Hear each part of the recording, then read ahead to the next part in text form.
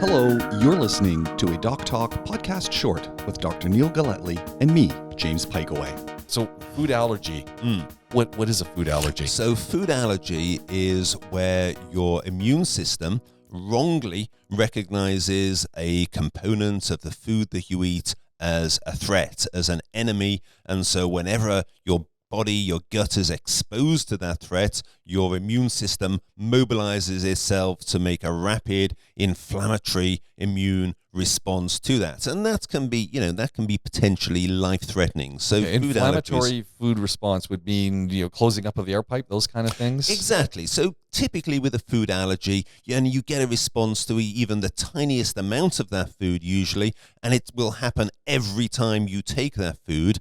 So you would expect within seconds or minutes, you might expect swelling of the tongue, closing of the airways, wheezing, maybe a bit of a facial rash, maybe sweating, maybe a bit of tummy pain and vomiting. So, they can be serious symptoms. And like peanuts, peanut allergies, exactly. not allergies.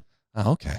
Exactly. So, and there are certain foods that are more allergenic than other foods. Peanuts and other nuts are a common source, soy and egg and so on. So there's quite a few foods that people have to be really careful with. And, if you have allergies, it can be dangerous. It can be life-threatening. People may have to carry EpiPens around with them.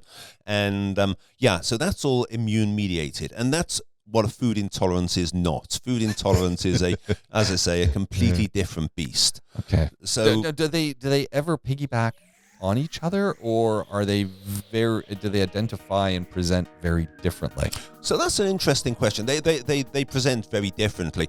I mean, if you're asking me, is it possible for someone to have both? Then I guess that's true. But you kind of you'd know about the allergy and you'd just be avoiding whatever it is completely, so you wouldn't get to the point of finding out if you're intolerant to that food as well.